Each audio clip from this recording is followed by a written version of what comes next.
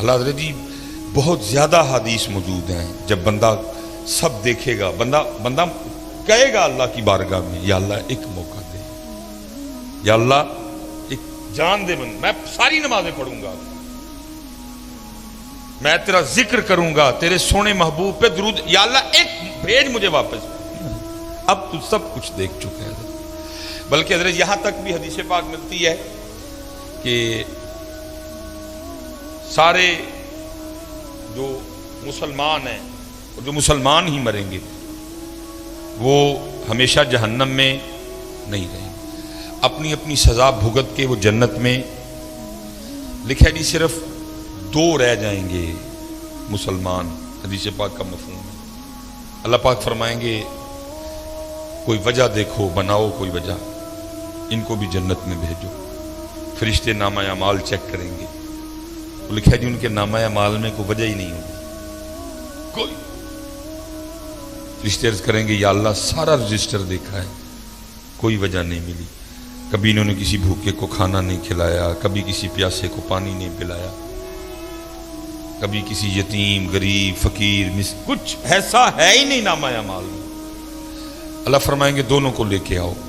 لکھا ہے جی اللہ معاف فرمائے جو جسم ہے وہ جہنم کی آگ کی وجہ سے جل کے کوئلہ ہو چکے ہیں، اللہ پاک نگاہ رحمت فرمائیں گے، جسم پھر سرسبز و شاداب ہو جائیں گے۔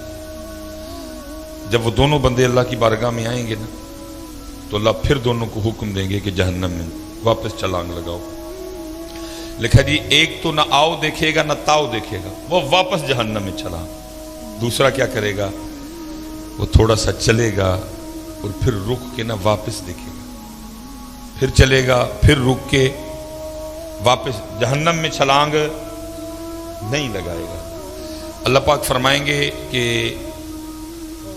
یہ جس نے جہنم میں چھلانگ لگائی اس کو بھی لے کے آؤ، جس نے یہ نہیں نہ لگائی اس کو بھی لے کے آؤ۔ وہ جس نے لگائی ہوگی ظاہر ہے جسم پھر جل چکا ہوگا، اللہ پھر نگاہ رحمت فرمائیں گے جسم۔ اللہ پوچھیں گے وہ بندیا تجھے پتا تھا جہنم بڑی تکلیف دینے والی جگہ ہے تو پھر چھلانگ لگا دی؟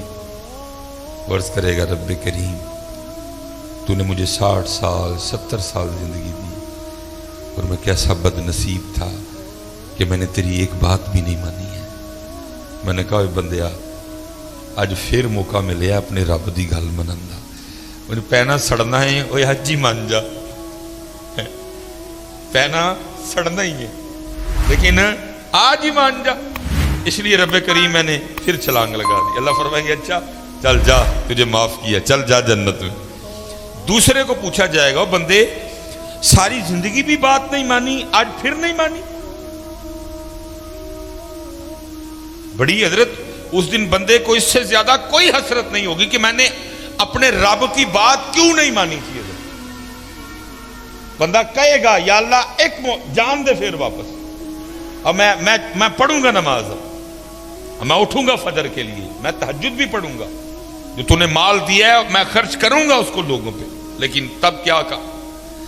اب بندے وقت گزر گئے، تو دیکھ لیا سارا، قبر تو نے دیکھ لی، حشر تو نے دیکھ لیا، جنت تو نے دیکھ لی، جہنم تو نے دیکھ لی، حساب تو نے دیکھ لی۔ اب تو مزہ تو تب تھا نا بغیر دیکھے مانتا، اب تو سب دیکھ چکا تھا، اب گیا موقع۔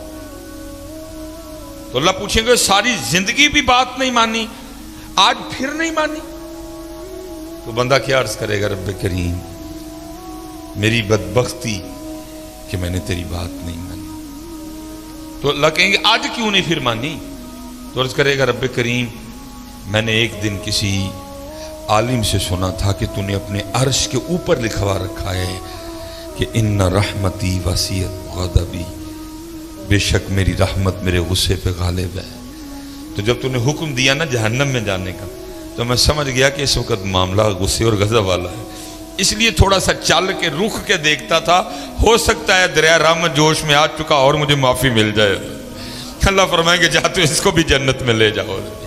اس دن اس سے زیادہ بندے کو کوئی حسرت نہیں ہوگی کہ میں نے اپنے اللہ کی بات کیوں نہیں مانی تھی، میں نے کیوں نماز نہیں پڑھی تھی، میں نے کیوں ذکر نہیں کیا تھا۔ اس لیے حضرت میری سب سے گزارش ہے کہ وقت ہے میاں کر لو حضرت، کر لو آج اپنے معاملے پورے.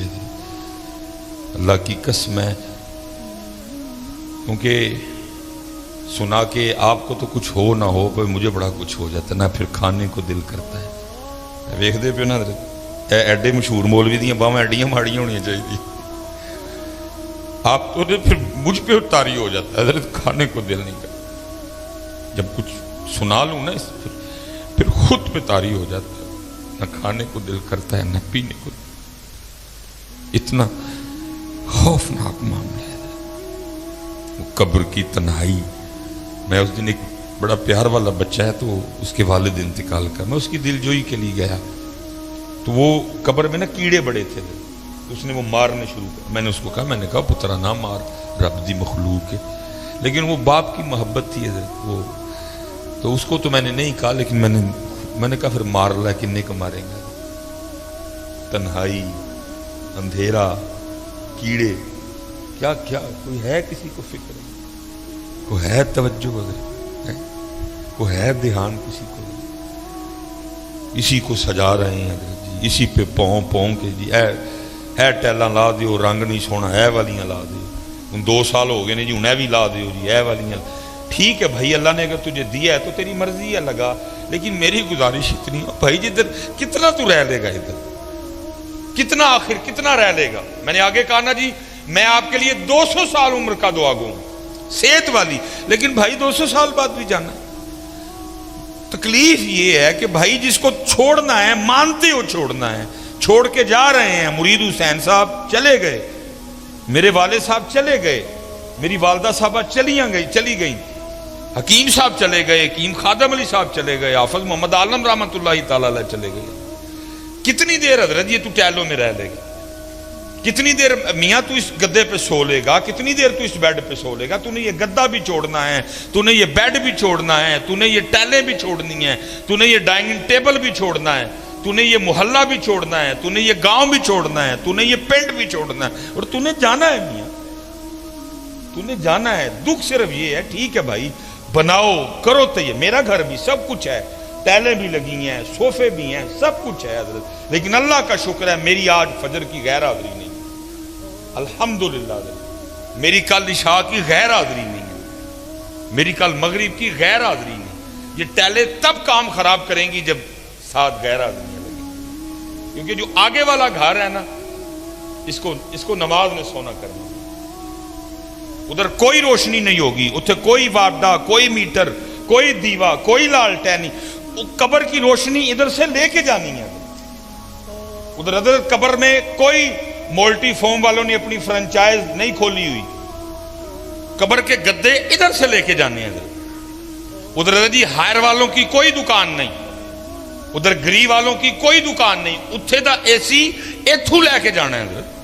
اتھے سے نہیں ملے گا کچھ بھی. ادھر جو لے کے جانا ہے ادھر سے لے کے جانا ہے.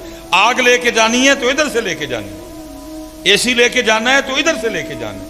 یہ فیصلہ آج آپ کے اور میرے ہاتھ میں ہے کہ اے سی لے کے جانا ہے کہ اگ لے کے جانا ہے، گدے لے کے جانے نے کہ کنڈے لے کے جانے نے. یہ فیصلہ تیرے اور میرے ہاتھ میں ہے، یہ اختیار تجھے دیا ہے.